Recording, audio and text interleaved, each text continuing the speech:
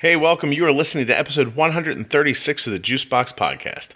Today's podcast is sponsored by Dexcom and Omnipod. I want you to go to myomnipod.com/juicebox and dexcom.com/juicebox to find out more. Before we talk about the episode, I have a special announcement. The Bold with Insulin t-shirts have arrived and they are on sale now. Go to juiceboxpodcast.com, scroll down a little bit, and you'll see them right there. There's 3 different styles. Black with Bold with Insulin in white, Juicebox Podcast in blue underneath, black shirt with Bold with Insulin in white, and Juicebox Podcast in pink, and there's a pink shirt with the printing in black. All the proceeds from the t-shirts are going to go towards bringing the Juicebox Podcast to your hometown. We're going to take the podcast on the road. So we need a little bit of gear to do that, a little bit of startup money, but then the goal is to come out to your group, to your children's hospital, wherever, and do the podcast live. All you need to do is go to juiceboxpodcast.com and check them out. See what you think. This episode of the podcast is with Sam. Sam is the mom of a child with type 1 diabetes who also has celiac disease. Sam homeschools her kids. That's really interesting. I have to tell you, while I was editing this podcast, I don't think I've ever laughed so much while I was listening back. I am going to admit that I was laughing at some of the things I said, which I think is weird, but yet I was funny. So what am I going to do? Not laugh? Hopefully you'll think it's funny too. Meanwhile, Sam's episode is fantastic. The information is great. I really like this one. Let's call this one, I have a couple of notes here. Do I want to call it Nut Flowers Are Friendly? No. Aimless and Valuable? No. Oh, you know what? I'm going to go with this one. This episode is called Cracker Meanie. You'll figure out why later. Let's just say that nothing you hear on the Juicebox Podcast should be considered advice, medical or otherwise. Always consult a physician before being bold with insulin.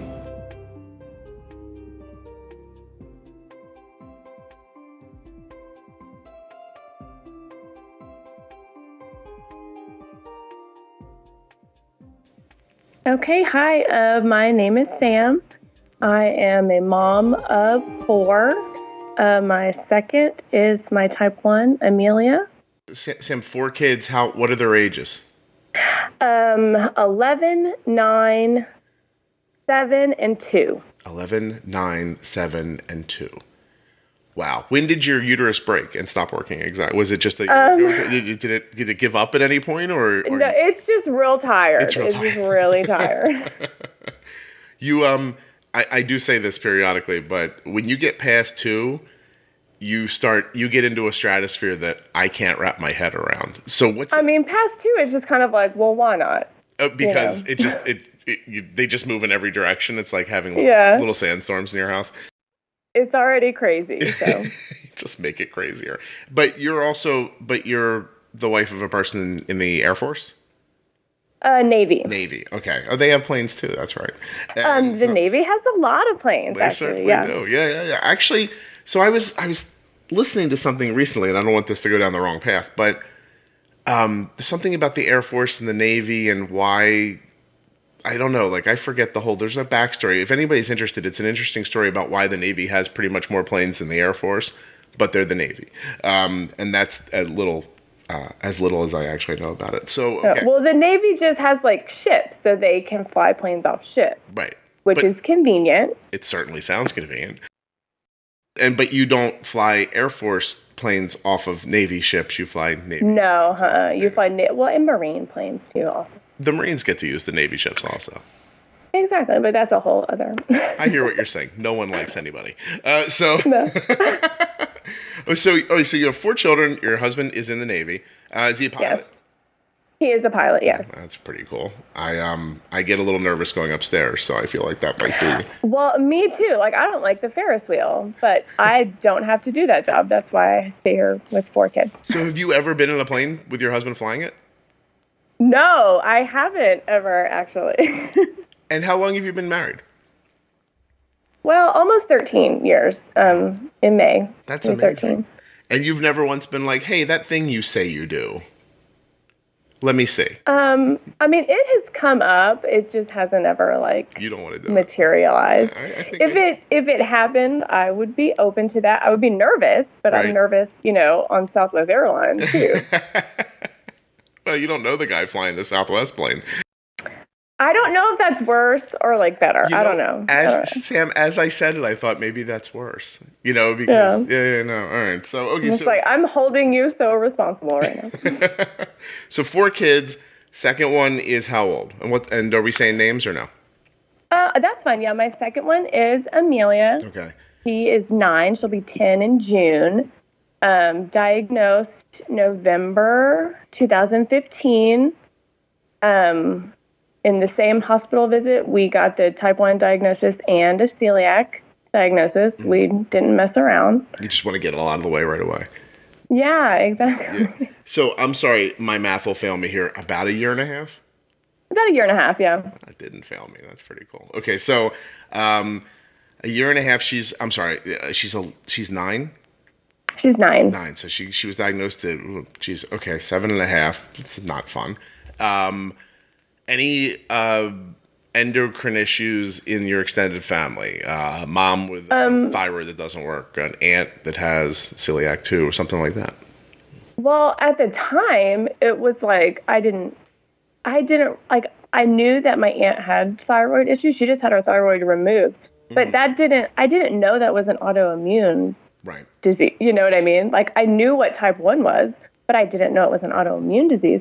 So now kind of like in hindsight, we're like, oh, maybe there are some like autoimmune issues that we just didn't know. It doesn't always have to be, like I always hear people say, is there anybody else in your family who has type 1? But it doesn't have to be that for there to be a thread of different endocrine issues can all, it depends on which one you get sometimes. Yeah. Okay, so Amelia is a year and a half ago.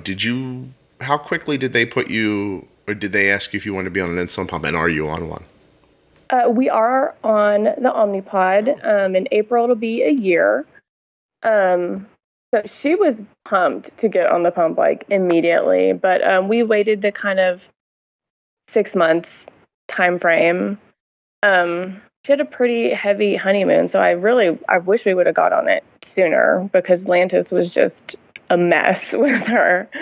When you were using slow-acting insulin because you're saying her honeymoon was heavy, meaning she was still making a lot of insulin on her own? Yeah, she needed, like when we first got on the pod, we had the very lowest basal setting for like 12 hours overnight. And we would still have to, go in sometimes and kind of shut it off or do a tab or... Because it was just too much. It was just too much. And so you think having a pump even back then, you could have been more... Like, I guess we would have got more sleep. Yeah, you would have got more sleep. You're not getting any sleep. You have 4 kids. Stop it. So, yeah, I didn't mean that dirty, Sam. I'm sorry. No. That came off that way. Okay, so you did you choose an Omnipod, or did someone lead you towards it? How did the process of finding an insulin pump work out? It was kind of by accident. They had the demo pod in the office. So we took it home. We were already on the Dexcom, and I was just like, oh, that looks really similar. And she was like, yeah, it does. And then we were looking through the other brochures and stuff, and the tubes just kind of creeped us out a little bit. Like, it just like bothered me. And then so we were just like, well, okay, this one. We've seen it. Just that one, like. And it's been working fine for you?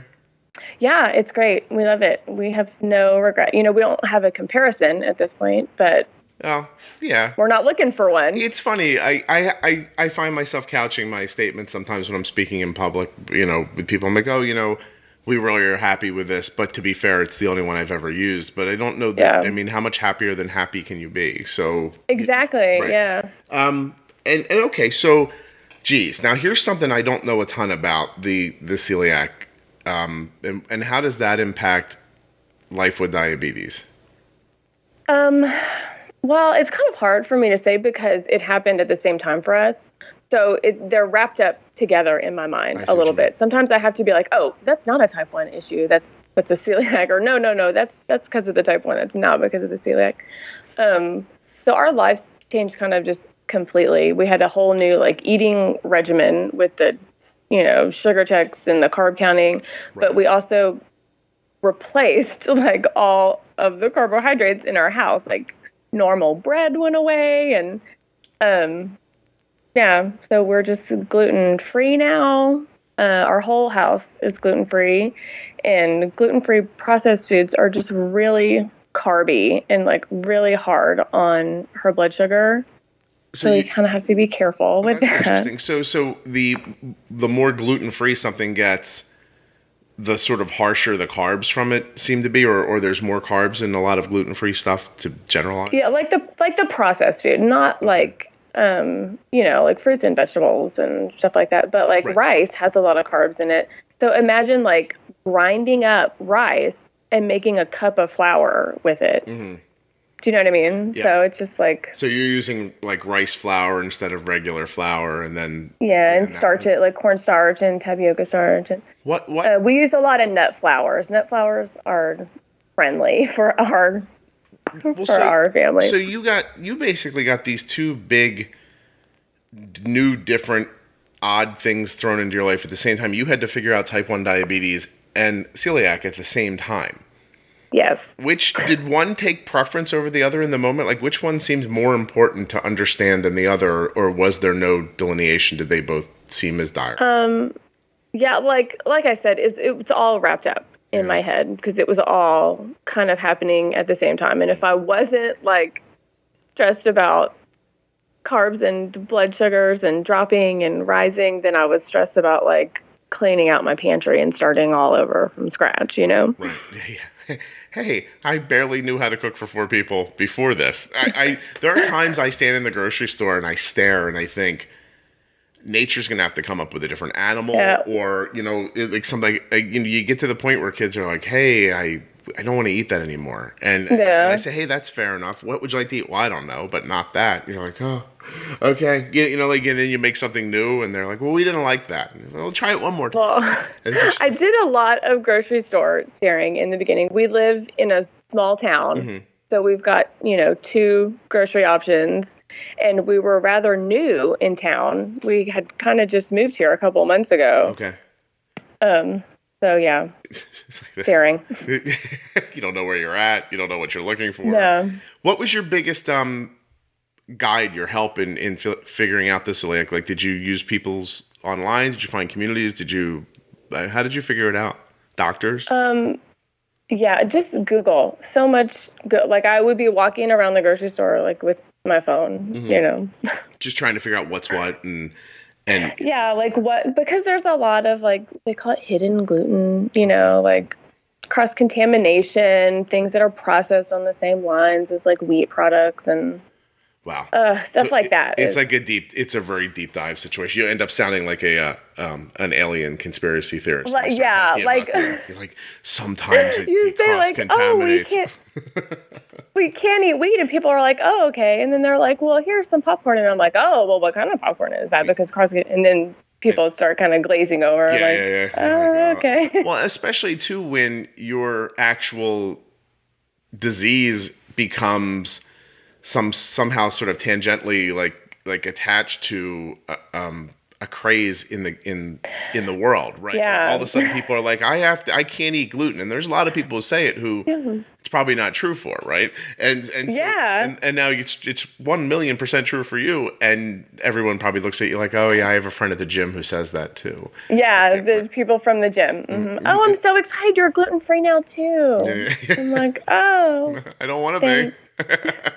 Well, and we decided that it was just easier if our whole house went gluten free because my kids are homeschooled. Okay. So everybody's here. Everybody eats here all day long. Yeah. And what are you gonna do? Like 2 just separate meals. Plus, it's sort of a weird thing one way or the other. You setting up a situation where one kid can't eat the way the other ones can, and that's not going to be. Yeah, that's not going to make. Don't touch that peanut butter. That's your sister's peanut butter. Yeah, right. No one ever says there's my peanut butter, and so yeah. No, I get that. Now what?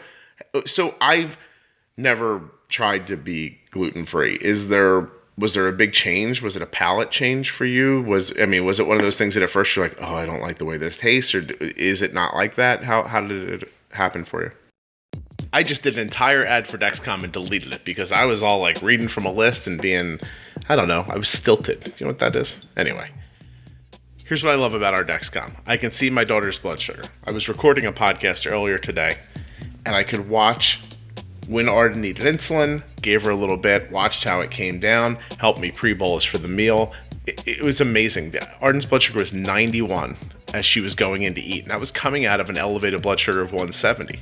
These are adjustments I've been able to make while she's at school. Crazy peace of mind comes from this, right? She's got the Dexcom G5 Share on her phone, and I have the Follow on my phone. We happen to have Apple phones, but it's compatible with Android too. I see what Arden's blood sugar is doing in the moment. We can make these great adjustments. Of course, you don't even need to test anymore. The FDA has now cleared the Dexcom for, making treatment decisions. So I can see what's going on, send her a text, she boluses, and that's it. It's amazing. Absolutely 100%. Now, everybody's individual results are going to be different, but if you're listening to this podcast, you hear how I use the Dexcom and the results that we're getting. Arden's A1C has been between 5.6 and 6.2 for almost 4 years. It is in a huge part to do with the Dexcom G5. I just can't stress enough how important I think it is for you to go to dexcom.com/juicebox and learn a little more about the Dexcom CGM. I really believe that you will be happy that you did.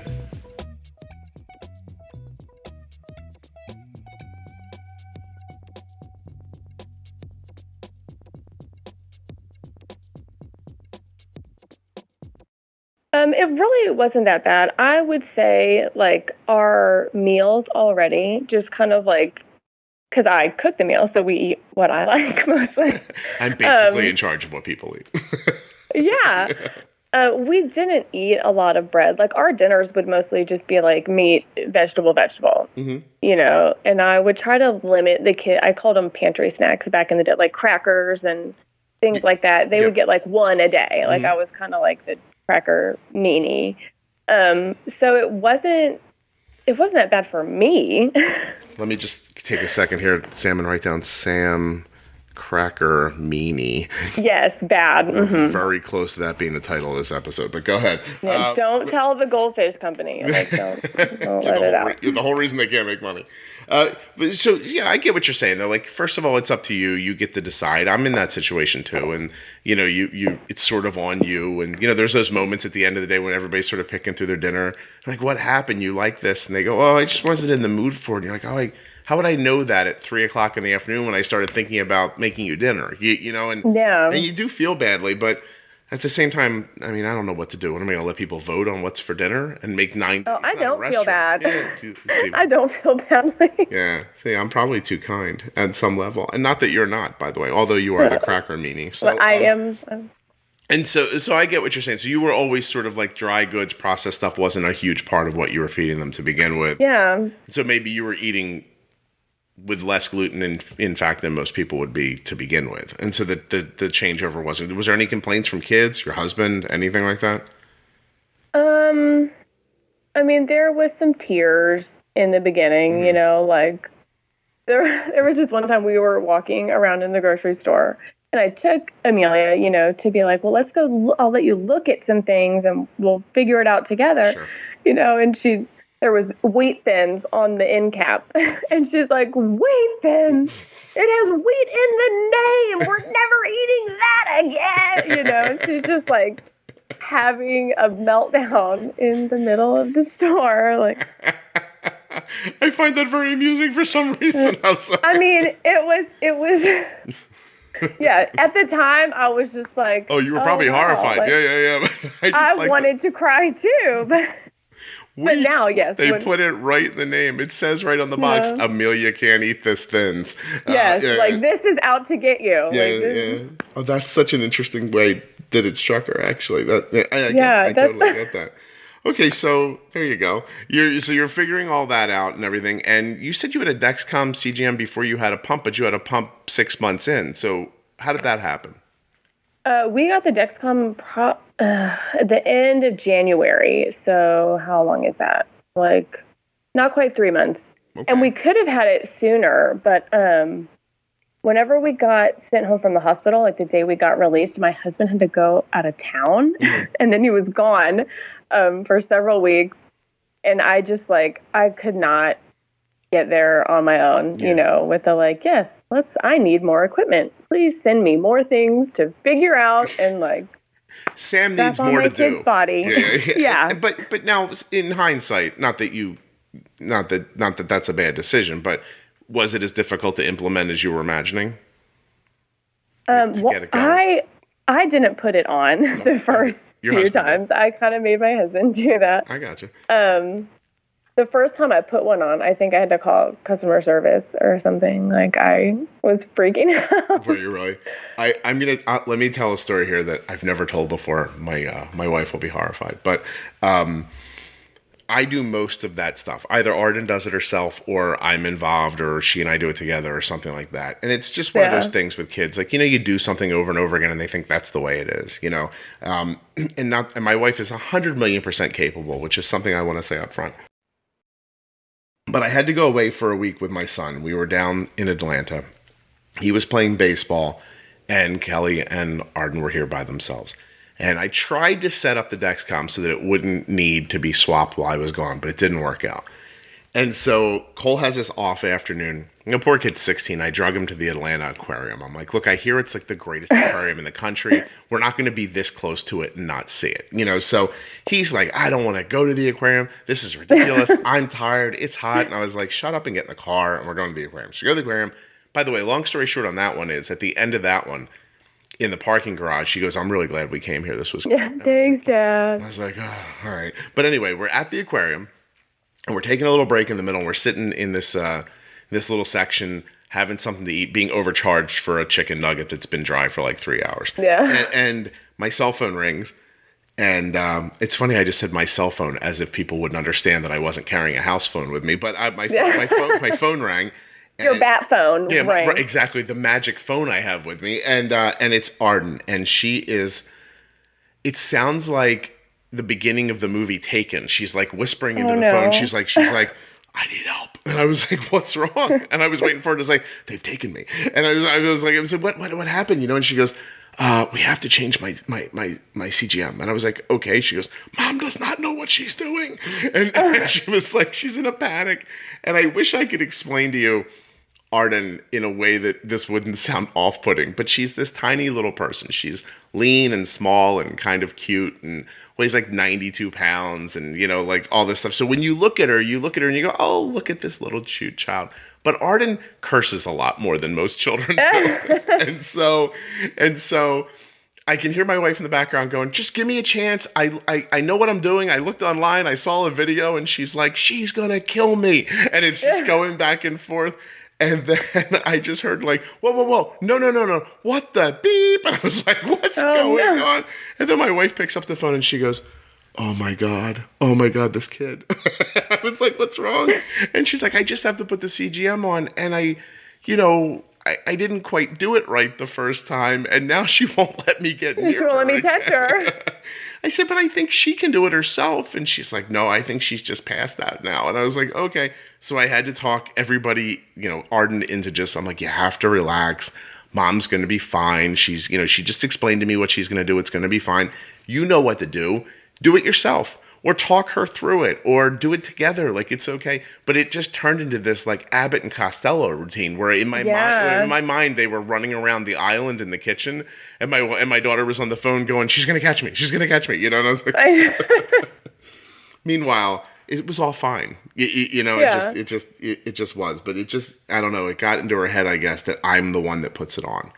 And routine becomes like and I feel badly comforting. About that. I really do feel badly about that because sometimes things are easier, that we let the idea of that one way is better, or that one person, like I said, my wife's really great at it. It's not like she's not good at it. It's just it got into Arden's head. But so your husband did it the first couple of times. You eventually jumped in. What do you think slowed you down? Was it just the fear of the idea of what you were doing, or you were putting a wire? What was the thought that got you? I mean, honestly, devices really were like off-putting to my husband and I both, like at the beginning. Okay. We were just like, we're not in a hurry for that. But then he was out of town and I was like, we need this CG. Like, you need to get home. We need this bad. Like, And he's like, no, like, wait, like, it's going to be on her. And I'm like, yes, all the time. Yes, we need it. Right. Like, hurry home because I can't put it on myself. Well, and like, you're going to be fine with this and you're going to put it on. Yeah, Come home. He got dadded into it. He's like, here, if someone's going to do something scary, it's going to be you. So, and if well, he's just much better with, like, instruction booklets and, like, steps. So I needed him to do it and then to just, like, tell me out loud what to do. Yeah, so Sam, you just had this, like, this overwhelming fear that you were going to not understand it, do it incorrectly, and that it involved putting this thing in your kid's body, and that wasn't a place where you wanted to make a mistake, I guess. Yes, yeah. Exactly. So now that you do it, I'm assuming you do it a lot now. You know what? He still kind of does it frequently. We do it on the weekend. Right. And so Dad still does it most of the time. But, then sometimes it gets ripped off. And then it's you. Yeah. And I'm better now. I still get out the booklet, Oh, you're cute. Over a year later. No, I don't. I like step by step. And like, okay, number 1. Right. Number 2. So a couple weekends ago, I talked a person through over the phone their first time putting on a glucose monitor. And I realized that when I said it the first time, I was like, I have to break this down into more steps because I was like, look, just stick it on, pinch it, and push the plunger down. Yeah. and she's like, wait, rock forward. You didn't say that. And so, and then I was like, then just pull the collar up and then push the clips and pop it out. I said, this whole thing takes about 8 seconds.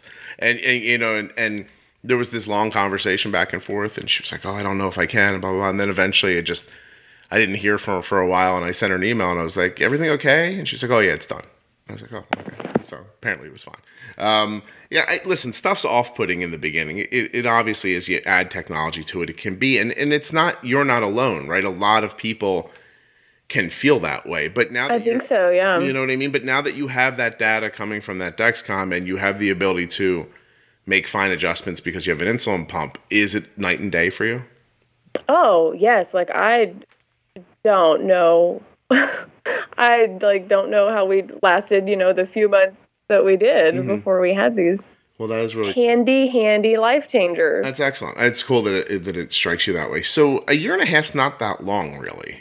No, it's not. It feels like I'm assuming it feels like 20 years, but a million years. Yeah. But so how does Amelia handle? So you said she's homeschooled, so there's not a big interaction with like scads and scads of kids at school, but exactly. Are there ways and times where, I mean, how is she with her diabetes? Is she one of those people? It varies, just like what mood she's in, because we go to a co-op where like once a week we go with other homeschool families, and then they kind of take different classes with different parents and whatever. Yeah, no. So there, she's like whipping out her stuff, and she's like, yeah, this is my Lancet. It's a needle. Post a hole in my finger. Do you want to see my palm?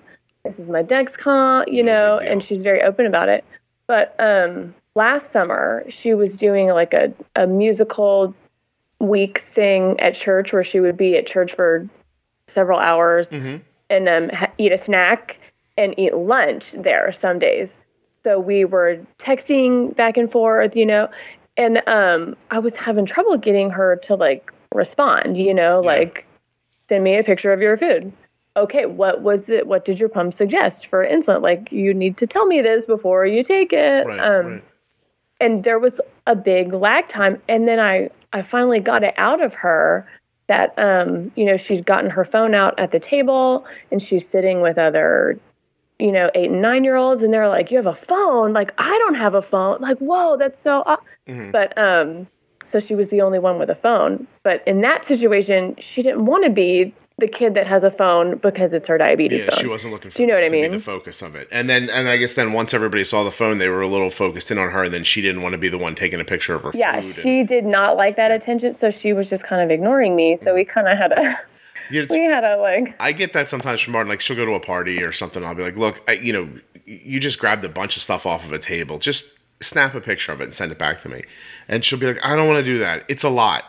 And I'm like, what's a lot? Like, it's too much to take the picture? She goes, no, it's a lot of food. How many carbs for a lot of food? Yeah. I'm like, look, I really need to see it for a second. Just random carbohydrates. I like to when sometimes she'll send, and we don't send a lot of pictures back and forth of food, but I like sometimes she'll take a picture of something and there's no context to it. So I'm like, I don't understand. Is that 9 inches wide or 2 inches wide? I can't tell. Is that a giant pretzel or a mini pretzel? You've taken a lovely photograph, but I cannot, there's nothing for perspective in the image. So I said, put your finger next to it next time or something.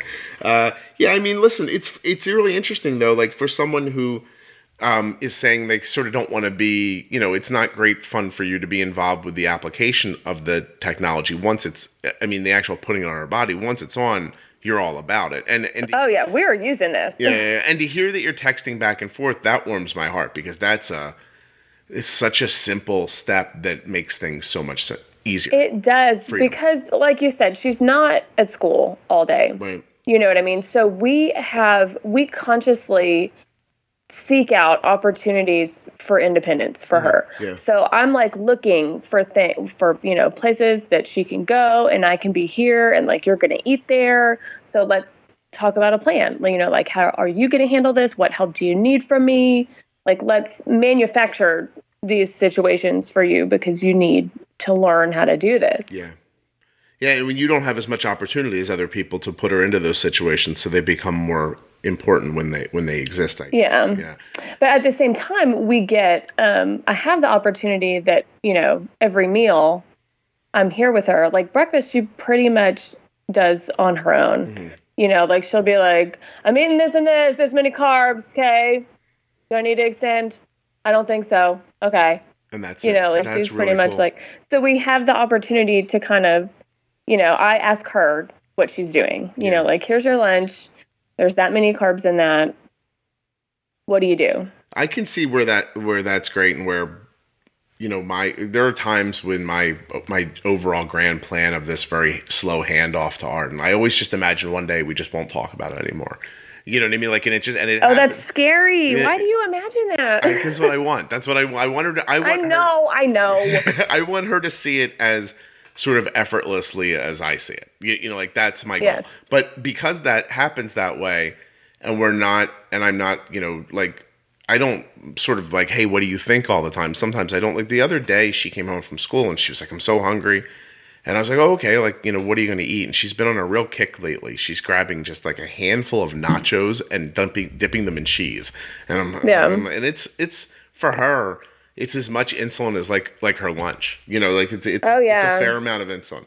And corn chips are bad. Oh my God, they're terrible. There are some, I'm gonna here you go. I'll put these people right on blast. I don't know if they're all over the country, but there's I don't know if it's Mexican food or what it exactly is, but Moe's Southwest Grill. Oh, yeah. That's a chain. I don't know what they put in their nachos, but Arden would be better off drinking rat poison than eating them. Because I cannot, I cannot figure out how to. You can't cover it. I just can't. Now, like a Tostito that you get in a store or something like that takes a lot of insulin, takes a little bit of. But it's doable. I can handle it like it's nothing. Well, and do you know what stinks for us is like Mexican food is a great out to eat option for us because of the corn chips and because of corn tortillas because they're gluten free. Okay. So like if we're traveling or something, I have to try to find Mexican place that has a designated chip fryer, and I'm like, here, eat chips and cheese for dinner, please. And then we're just like, oh God. At least there's no gluten in it, and I can't believe we just gave our kids potato chips for dinner. And so listen, I'm sure Moe's makes great food, but if you have diabetes and you can bolus for the Moe's chips, you're a Zen master because I cannot figure it out. But so she comes home and she's like, I'm going to do this. And it's like, okay. So she grabs this big thing and she puts like a little bit of cheese or queso with it or something like that. I see the laptop come out where she's she's gonna hit the Netflix a little bit before she goes and does her homework. And then she just starts eating the chips and I'm staring at her and I'm like, is it anything going to get said here? Like, is she just waiting for me to do it? Like, so I looked at her, I said, hey, you've got diabetes. And she's like, what? I said, are we going to insulin for that, you think? And she's like, oh yeah. Like it's just like and so there's this part of me that thinks, wow, we've done such a great job of her not running around thinking, oh, I have diabetes all the time. But sometimes like, she so doesn't think of herself that way that that happens sometimes. Yeah. You know? Well, I'm a little jealous of that because I have to say Amelia doesn't she does not just unconsciously eat food. Yeah. Well, see, I've never seen her do that. Well, so you're on one side of this, I'm on the other side. We both probably need to be more towards the middle. Let me think. What I can tell you about the Omnipod tubeless insulin pump that I already haven't told you in the past. How about this? I love it. Pod changes take a second.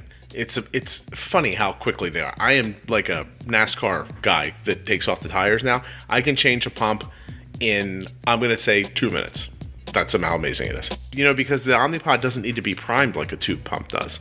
So you just fill it, push a button, it primes itself. It takes a couple seconds. You slap it on and push the button, it inserts, and you're done. I'm telling you, I can do it in less than 2 minutes.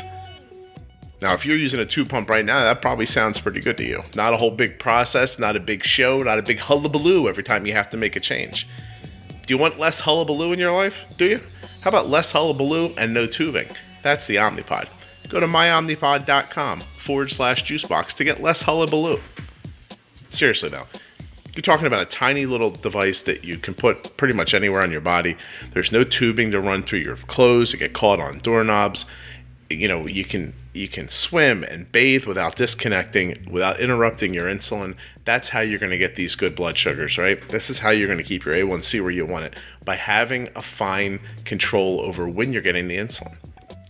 You'll hear people with tube pumps say all the time, I disconnected from my shower and I forgot to connect again. And 2 hours later, my blood sugar was 400. That doesn't happen with an Omnipod. You never have to disconnect it. It's always there. It's always with you. You can be as active as you want to be, and it's great. I can't tell you enough. Do it, please.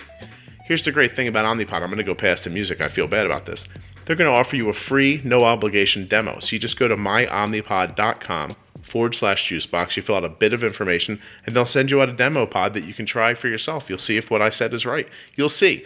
Does the Omnipod equal less hullabaloo? I think it does. You know. Yeah. And because I would love it if she would, and just be like, oh, I forgot, and I just was hungry. Right, and I don't, exactly, because I don't think of that story as Arden being apathetic. I think she's just not at all. Home from school, she's hungry, she's trying to decompress from her day, and it's not the first thing she thinks of isn't that I have diabetes, which I love. Yeah. And, and at the same time, it's, it doesn't seem optimal, but, I'm assuming as she gets older, more times than not, she'll recall that she has diabetes. Or, but I mean, listen, in the end, you hear people all the time say, oh gosh, I had this meal and I just forgot the bolus for it. Like that's nothing wrong that's going to happen. It just can't become a norm. That's all. So. Well, and I feel like you said, we are on the opposite end of that. There are sometimes when the other kids are coming in, can I have a snack? Can I have a snack? And I have to go and find Amelia and be like, are you hungry?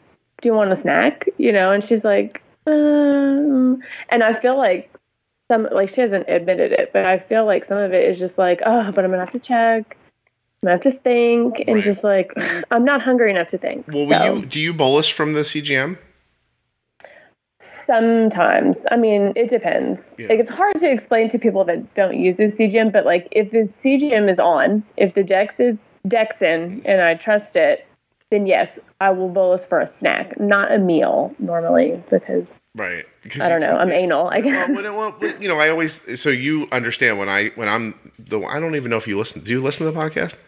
I do, okay. yeah. So you understand when I say that, I'm sorry, but there's a dog going to drink out of a bowl of water now. We're going to let that happen because there's no way no one's going to have to cut that out later. No one's going to want to hear that.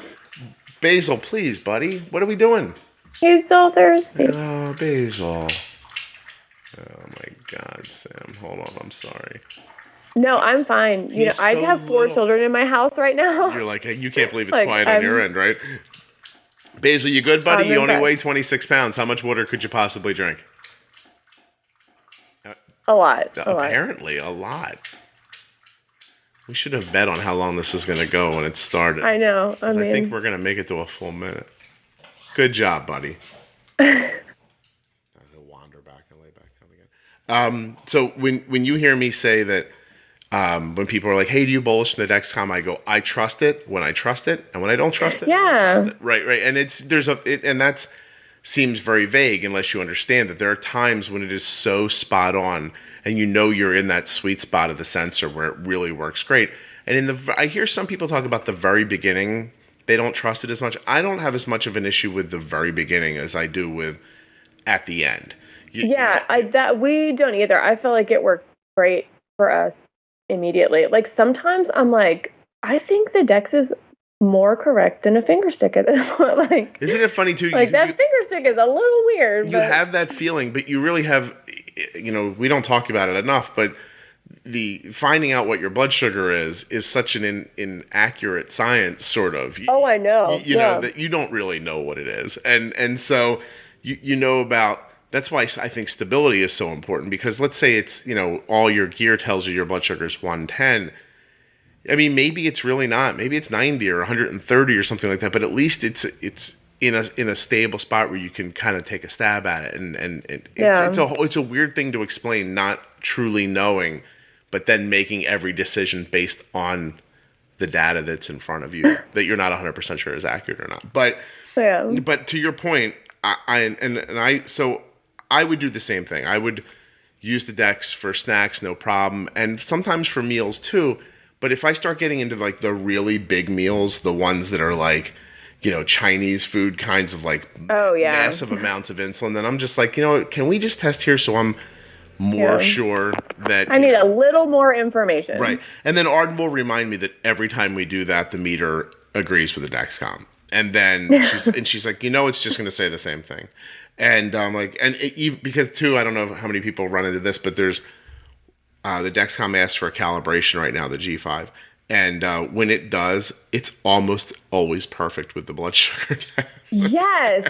And I'm like, what is the blood draw? Are you second guessing yourself, Dexcom? Like, is that what's going on? You feel like your sensor has a self-confidence issue? Maybe a little bit. That happened to us like in the middle of the night last night. And I was just like, what are you doing? Okay. This is not when we calibrate. We're not doing that now. It's so funny because and Arden will always say the same thing. She's like, it's going to be exactly the same number when I do this. And I was like, go ahead. And she does. But like I do trust it more often. But maybe you could like do that a little more to give Amelia a break in that situation. Like, I try to do those psychological things for her too. Like when she comes in and she's like, oh, I'm so hungry, but my blood sugar's, I hope nobody is mad at me, but like she'll come in the door after school one day and if her blood sugar is 130, she'll be like, I'm so hungry, I want to eat right now, but I know I'm not going to eat when my blood sugar is 130. And that might sound like, I don't know, oddly cruel to people. But I just said, no, you absolutely can eat right now. And then I'll just be a little heavier handed with the bolus, right? We'll fix it. Like I'll fix it. Yeah. Well, now. And so we'll push a little more in the beginning here with a little heavier bolus, and we might be able to overcome the lack of as much of a pre-bolus as you want. And I also think she always undervalues how much time it takes to actually collect food and put it on a plate and sit down and actually eat it. I'm like, it takes longer than you think. Like, just let's decide right now you're going to eat and put some insulin on there and get going. You know what I mean? Well, and that is our routine. I utilize that. And because my kids make a lot of their own, like they make their own breakfast and they make their own lunch. And so I just use that as our like pre-bolus time. So then I'm not like telling her like, oh, well, you have to pre-bolus, now sit down and wait 15 minutes. It's like, just do this now. Right. And then, get all your stuff together and get ready. I'm just so aware that I don't want Arden to have an issue around food. Yes. I don't want. Yeah, especially with young women like that. Right. That worries me a lot. Yeah. Of course. Yeah. You body image stuff, and you just don't want to fall down that rabbit hole if you can absolutely, if you can help. Yeah. And I'm sure everybody, everyone's looks at their body and has different ideas about it, and I think that's fairly universal for how people think. But I'm talking about that extra thing, that thing you spoke of earlier, that idea of like, hey, everyone's grabbing a snack, are you sure you don't want one? And that concern that she might just be like, no, because it's not worth it. I don't want to take the 2 extra seconds to like count the carbs in it. And so I think in order to avoid that idea, I think it's worth the risk of just saying, no, we're going to just go off the Dexcom. Just go right now. Just push the buttons. Put the insulin in. It's going to be okay. And we are really trying to do that a lot more. Listen, if you understood, if all of you who've been on this show, and probably a grand amount of you who are listening understood how much farther ahead you are than I was when I was at the spot that you are. Like you guys are so much more brave and bold and understanding of what's happening. And you've got this great technology where you can see the blood sugar, so many of you, and even better testing. All this stuff is happening. You guys, I hear people, what's always funny to me is to hear the same level of fear that I had. And I guess it's a universal thing that, you know, when you're thrown into something like this, you're going to have that level of fear. But I wish you knew how much better off you are than even people 10 years ago. You know, and I know that's hard to feel happy about, right? But you guys... No, I've said that out loud, you know, like I'm glad that it's now, you know, like I'm not glad that this is what we're doing, but I'm glad that it's now because look at all of these tools that we have. Yeah. Like I have so much help. Right. Yeah, last year Victor Garber's on here talking about boiling his urine or something, and I'm like, yeah. What? I heard that one. Heard it. Yeah, I'm like, yeah, okay. And you know, and your poor Amelia is like, listen, if I have to pull that receiver out to see what my blood sugar is, I don't know. If I have to text my mother one more time. So I guess the point is that no matter what your impediment, it's big to you. You know what I mean? Yeah. And that's a point that I don't think should be overlooked. And you know, when you hear people make that sometimes it sounds so insensitive. You'll hear somebody, you know, at least it's not cancer line that people want to give you. Oh yeah, I've had that. Right. Oh, your kid has type 1 diabetes? That's terrible. At least it's not cancer. Well, yeah, I mean, it was not that big of a deal. All right, I'm also thrilled that a house didn't fall on her. But you know, but that doesn't make my thing less. You know, and I do think that sometimes, you know, like you get up during the course of a day. Exactly. Everything goes your way, but you stub your toe. You still stubbed your toe. It sucks. You know what I mean? Like just because someone else fell on the steps and they're like, oh, my day stunk too. I fell on the steps. And you're like, yeah, I stubbed my toe. It's a very weird human thing where then we decide we have to go, well, one of those they're things, ranked. Yeah, you ranked them. Exactly. Let's put these in rank of which was worse. Like, why is that important? My toe is purple. I mean, really, if you do that, nobody's going to be on top because there's always going to be like something that someone else considers worse or harder or, you know. Yes, because it's happening to you. So your stuff stinks because it's your stuff. And that's not invaluable. Invalid. Like you can't invalidate that. You know, like my day wasn't as great as it could have been either because of this. And diabetes, maybe I would prefer to have type 1 diabetes over cancer. It doesn't make type 1 diabetes easy. It just means cancer is really terrible. Yeah. You know, and so I don't know, like it's that idea that that concept trickles down and how people live their lives every day. And so, you know, oh my gosh, I can't believe that my Dexcom beeps when I'm at the movie theater. Well, you know, 5 years ago, somebody was going to say, like, I can't believe I can't just go to the movies and have some popcorn without my blood sugar going to 300. Your Dexcom beep, but your blood sugar's not going over 120. So, yeah. You know what I mean? Like it's hard to pull yourself back out of your own life and see and look at yourself like from that perspective, I guess. It's difficult. But somehow today in our rambling conversation, Sam, we've actually done that. I like that our conversation has been almost aimless and yet rather valuable. So very on point. I don't remember exactly. Did you want to just talk about the celiac? I mean, you know, I don't get a lot of opportunities to talk to other people about diabetes. Yeah. But I think it was the school situation and a little bit like fear, that like fear attitude of like, well, you've got the diagnosis, you can't do this because your kid has type 1, it will ruin them. You can't change their diet. You can't change their school. You can't you know, because I have heard that, you know, there will be people at the beginning of the school year online, you know, they're like, the school's not working for us. Does anybody homeschool their type 1? And there's always the like 2 or 3 that are like, you can't do that. You can't change their school because it will ruin them. They'll be different. So this is such an interesting thing that I'm pretty sure that on my schedule coming up, I'm going to talk to a dad who homeschools their child with type. Oh, a homeschool dad. I love those. I think I'm getting to that. So trust me, I'm trying. I just looked today. I have enough episodes recorded to make this podcast from now, we're at the end of March, into October. So you're busy. It's hard for me because I'm like, oh, I really want to put this one out. Like there's this great one right now, Sam, where I sat down with an adult woman who has type 1, and all we did was talk about her menstrual cycle. And I can't wait for that one. It's so incredibly interesting and valuable and funny at the same time because we talked around it.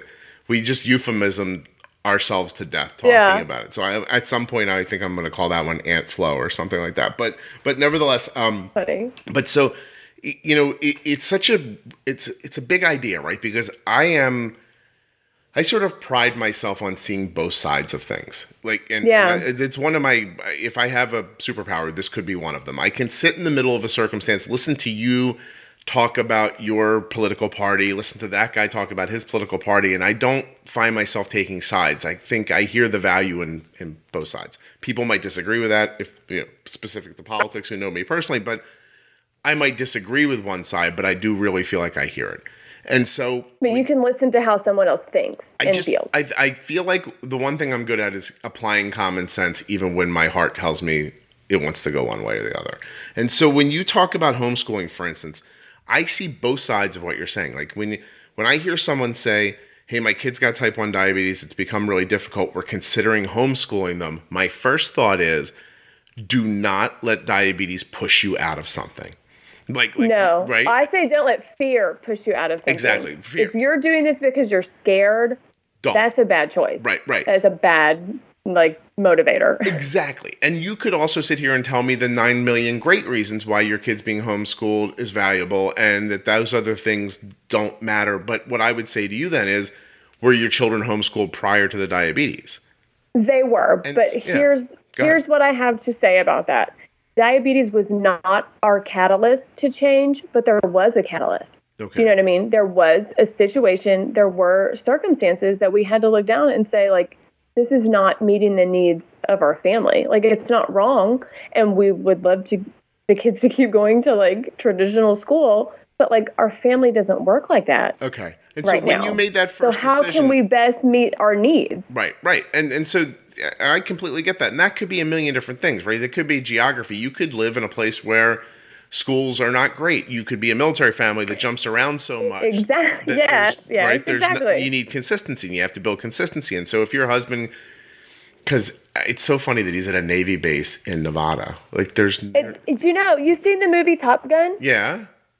Okay, so Top Gun is not in sexy Southern California anymore. It's here. Oh, okay. Gotcha. Yeah. It's just weird that it's landlocked and it's the Navy. Tom Cruise made it too cool. It got too cool there. So they had to make get out. It but so there's a great option. Your husband could get shipped somewhere else. You're going to go with him, and then your kids would get yanked out of school. Instead of that happening for them, you found a consistent way to teach them and nurture them and move them. Exactly. On. They're going to be fine. By the way, I don't think that. I think that there are some people who are here homeschooled and then go, oh, that's where the shooters come from. You know what I mean? Yeah. And I don't think that. I don't think that. I used to be that person. We used to think that was an oddity. We knew homeschool people and we called them weirdo hippie homeschool people. And now that's just who we are. So which is it? Are you a weirdo hippie homeschooler, or is it much more normal and real than you imagined it to be? I mean, I don't know. I feel like we're a weird family, but I feel like everybody has a little bit of weird, Please, are you kidding me? Absolutely. We might be weirdo hippies. I don't know that doing something, Sam, I don't know that doing something outside of whatever the acceptable quote unquote norm is makes you weird. It just makes you, maybe more willing to see something differently than somebody else does. That's all, or exactly. I could easily sit here and make the argument that you're not drug along with, social norms and how things are supposed to be. And, it's a different level, but, just the other day, I'll use Arden's softball team as an example. There's, I don't know about everyone else's life. My life's fairly busy. And I don't sleep very well. And so when I get... I can't imagine. So when I get my moments to myself that are very few and far between, there's things I'd like to do. I don't like being a person who's I'm doing this, but I wish I was doing that. But that is a lot of being an adult, right? And so every once in a while you look up on the calendar and 4 weeks from now, there's this Saturday where just nothing exists. Somehow magically my son's not playing baseball. My daughter's not playing softball. No team wants to practice. My wife's got off from work. There's no cousin having a birthday party. It's a Saturday that's just sitting there with nothing on it. And you think, oh, I can't wait for that. And then I get an email, hey, the team was thinking that we'd get together and do this. And I look at the email and I'm like, no, leave me alone. Please leave me alone. That's my one. That was the day. And listen, the thing they're going to do, it's not a bad thing. But I just say to Arden, I'm like, look, we're not doing that. Like, you're not going and doing that with them. But the problem is that they set it up like, if you don't do this, then you're not part of the team. You must not care if you're not willing to do it. And there's this pressure that's set up by the event itself that I don't believe is probably done on purpose, but it still does that thing. So you will let someone down if you don't do what everyone else is doing. And if I'm telling you what this thing was, it's not a letdown. It was like this one example in my head. It was a local parade. They were going to stick the girls on a float for a mile, and they were going to sit on the float because they won something last year. And I said to Arden, I'm like, do you care about that? And she goes, no. And I was like, because, she's like, I don't even want to get up that early on a Saturday if I don't have to. And I was like, okay, right on. So if you don't go to this, you don't care. And she's like, no. And I'm like, okay, because it would be a really big thing for our family if we just didn't have to do something this day. But there's this social pressure that if you don't do that, does it mean you don't care as much? Do they care more than you? Blah, blah, blah. And that's what you're talking about with homeschooling is that idea that there's this very real yet based in nothing real feeling that if you don't do something that everybody else is doing, that you're doing something wrong. And I don't believe in that. So. Yeah. And like something that we just want, like we want Amelia, well, and just in diabetes talk right now, we want her to know that she knows the most about her health, about what she needs, about her type 1, about her life. So we just want her to have a decision-making process of like, here's the information that I have. Here's what the doctor says. Here's, what people are doing. But like, I have the power as an individual to say, but this is the way that works best for me. Right. So I'm going to move forward like that. That's amazing. I'm very happy to hear that. And so again, my point is, a year and a half into it, as much as you might not feel on stable ground, you are way ahead of where I was in a year and a half into it. A year and a half into it, I was still nervous breakdown mode. So, Well, I'd really appreciate you. And you have really kind of, I know you've talked about you and your wife, you have different methods a little bit, and they both get the job done, but you think differently, you bolus differently. And my husband has been the bolder one to just give her a half a unit, just give it let's see what happens. Get it. And I've been like, oh, well, let's use a temp basal or but you've brought me over to the just bump it, just get it, Oh, I'm glad. Oh, that's very nice. Can I get you to say that nothing you hear on the Juicebox podcast is advice? No, not at all. Like I said, I am a weirdo and a hippie, and I forge my own thoughts and thinking. All right, thank you. I'll do it myself then, Sam. But I was waiting for you to. I'm waiting for one person to just say it for me one day. They're just like, hey, let me just throw this in here. It really. I mean, honestly, joking aside, it warms my heart to hear that you heard something here that just made you feel more comfortable to just go for it, because and that empowerment feeling is really, and when we started homeschooling, it was scary and we were nervous and we were not sure, but then we started doing it and we were like, oh, this works for us. This is working. I feel empowered. And it's that same kind of rush that you get when you figure out, if I just give, a half a unit, it just knocks it out. And you're just like, yes, I'm doing this. We'll see. And that's an amazing decision to make because, managing diabetes or deciding to homeschool somebody, they sort of live on the same plane of existence in as much as that if you decide I'm going to homeschool my kids and it turns out you're not very good at it, there's no do-over. And then you have an 18-year-old who's like, I don't really know the things I need to know to get through life. You can't like get in the Wayback Machine and go figure it out again. Like, so it's such a big, it's a big decision. I can see how scary it would be. And it's also a responsibility. It's an added responsibility. Like, I send my kids off to school. If they end up being lunkheads when it's over, I'm like, hey, that school messed up. You know what I mean? Like, I don't take any responsibility for it. I sent them to school like I was supposed to. And so it's cool that you're willing to take on that extra responsibility and the work that comes with it and all those other things. And similarly with diabetes, if you're making these kind of bold decisions and taking responsibility for it, your end result is on you. And I personally want it that way, and I hear you want it that way too. But I do now. I mean, that was scary in the beginning. Like, right. I didn't like all this responsibility, but now that I make the choices, but like, it's more empowering than scary because I know that I have control in a good way. Sam, does that make sense? Sam, I would rather make a mistake trying than make a mistake not trying. Exactly. Just that in itself is that I made some analogy in the episode that just went up this week that, I said sometimes the electric bill comes in and people handle it one of two ways. Some people cover it up and don't think about it, and some people rip it open to see what the amount of money they're going to have to come up with this month. I said, but either way, you're going to pay the bill. So wouldn't it be better to know up front, this is the responsibility I have in this situation, so at least you can plan for it. And somebody said, let's start talking about what we can do about it. Let's start making a plan. Yeah, and then the idea of anxiety came up. Like, and I said, I would rather have anxiety about how I'm going to accomplish it than anxiety at the end about, oh my gosh, I can't handle this. About what to do, right. Like, do I choose this or do I choose this? I can't choose, so I'm just going to sit here. Yeah. I think in a simplistic way of saying it, I'm always for giving yourself the best opportunity to figure it out.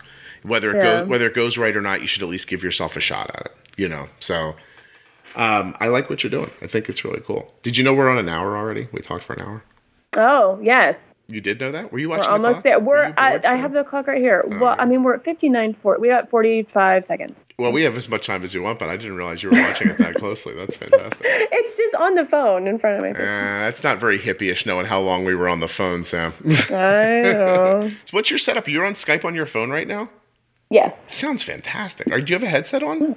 I have earbuds in. Listen, anybody who wants to be on the podcast, apparently you just need Skype on your phone because this sounds great. So, I mean... You set this right up. I really appreciate you wanting to be on and all the insight that you brought to it. And it's definitely a different story. Like I said, there's going to be an episode coming up at some point that's completely about look at me, I don't even know the word for it, homeschooling. With a dad. Oh, I'm so excited. I'm pretty sure it's a dad. I have so much stuff on my schedule that I'm not 1,000,000% certain, but but I'm pretty certain. It sounds like this podcast became more involved than I imagined when I started. I can imagine. So it's become a little bit of a job, but it's a job I really, really like. So no, it is. So I can't tell you. Like, we live in a small town.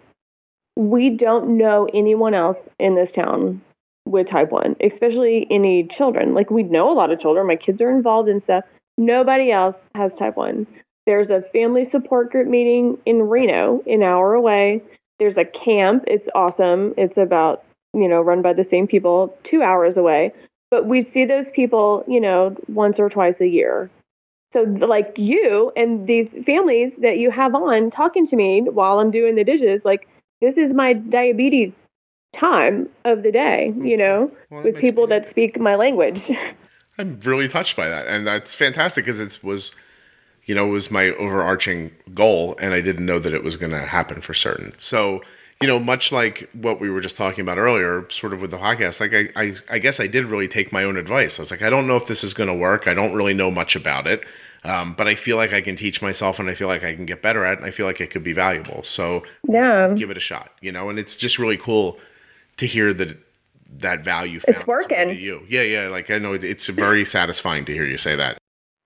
And I'll tell you, I'm on West Coast time right now, so we're like a 3-hour time difference. That is how worth it is. Oh my gosh, I didn't realize that. So you got on at 7 a.m. with me?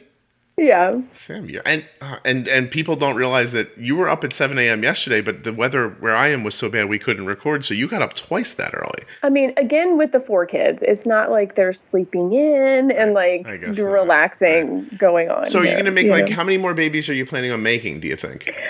No comment. I don't know. Could it so what's the real, like, listen, we're gonna finish up here, but I'm genuinely interested in you'll share if you want, and if you don't want to, you absolutely don't have to. So in my mind, when you tell me you have 4 kids, I understand your husband's in the Navy, blah blah. Yep. I have these thoughts in my head, like maybe it's just this poor guy comes home from being gone for so long that there's a bit of a thing that happens and everybody's just like, woo! And then you're like, oh, baby. Or then, I mean, that was number 4. That was number 4. Post-deployment baby. Post-deployment baby, okay. The day, 9 months to the day later. So I'm assuming that after some guy's gone for 9 months, he could probably get you pregnant from the front yard. So so there's that. And then the other thing is I heard you say church. So then sometimes I think maybe it's more of like a religious idea. Oh, it's not even real. I mean, like, not even like that. We just happen to do both of those things. Okay. All right. And then my husband is one of 4. Mm-hmm. Like, he grew up in a family of 4. That was my next thought. Maybe people are from a large family. I was one of 3. Okay. You know, when we got married, I was like, 2 children is fine. And like, I will have a job. But then I didn't understand he was going to stay in the Navy all this time. You were one of 3. Were you the youngest or no? I was the middle. So did you not I was like your youngest? Did you maybe not like it? Did you like not being in the middle or did you just not like your youngest? No, I am like stereotypical, like Jan Brady, like middle child thing. Middle child. Yeah. Okay, because you know what I mean. Like, there's like all these thoughts in your head. Like, wow, because 4 it's a commitment. Like you know what having a baby's like. It ain't delightful. Exactly. Right. So, do you like being pregnant? No, I hate that. I hate that. But I love babies, and I love, I do love toddlers. Right now, I have my first male toddler. So that's a whole new, like, oh my God, you have 3 girls and a boy, and the boy's the youngest? Yes. Oh, that kid. It's all like it's all planned out. Like he's got to get out there now. He's got to leave. I am so sorry. Yeah. Like I just want to right now. His future wife. Like if you're listening to this, I'm so sorry. Like he's got way too many mamas. Oh my gosh. Well, at least you'll know he can take commands well. I'm sure there are people telling him what to do all day long. All day long. Yeah. But also he doesn't do anything. You know. Yeah, he's little. Someone get me a snack. Someone get me this. Do you has the diabetes for Amelia, has that caused you to wonder if your other kids are more? Absolutely. Yeah. Do you think about? And can I tell you? Yeah. So we just went gluten-free because my brain couldn't handle 2 different sets of food. Mm-hmm. And I did it for simplicity. So the little one, her brother, he had some eczema and he just was a cranky baby that never slept. Right. And I just thought that was his personality. Sometimes babies sleep, sometimes they don't, you know? And there was no like glaring symptoms that pointed to like food issues. We took out the gluten from the house.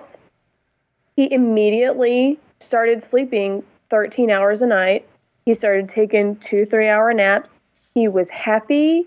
He started eating more food. His eczema has been gone. Like, I think he has celiac.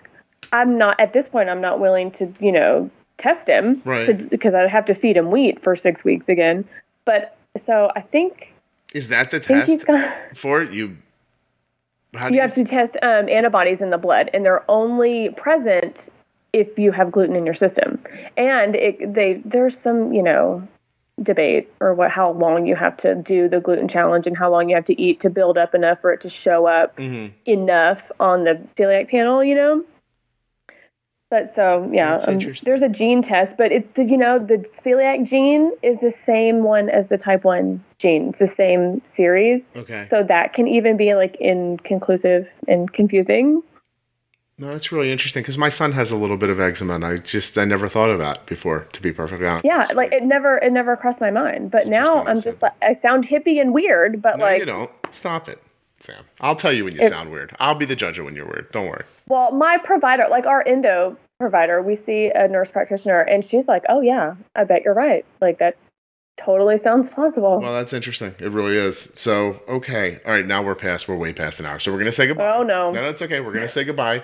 And I really appreciate you coming on. Like I said to you in the very beginning, I had booked you for this so long ago that I forgot why you wanted to talk. And I was like, it's going to make it a much more interesting conversation because we're just going to figure it out as we go. Yay. But thank you so much for doing this and for populating the world. I appreciate that too. Yeah, I'm trying. One family at a time. No, but thank you. We appreciate you. No, you're very kind, and I don't want to say appreciate again, but I'm if you listen back on the episodes when people say something nice, I started off by joking my way out of saying thank you. Then I said thank you, and I sounded uncomfortable. But at this point, I'm very pleased that you found value in it, and it makes me happy to know that. So thank you very much. Well, great. Have a happy day then. I certainly will. You too. Thanks. Bye. Bye. Huge thank you to Sam for coming on the podcast. And don't forget, Bold with Insulin t-shirts are here. Go to juiceboxpodcast.com. Scroll down. You'll see the shirts. See if there's one there you like. If there is, buy it. Please support the podcast. And when you do that, you're supporting me trying to find a way to get the podcast out to your community where we can do these conversations live. I hope that sounds good to you and that you'll take a look. Thank you very much to Dexcom and Omnipod for sponsoring the show. You can go to dexcom.com/juicebox or myomnipod.com/juicebox for more information.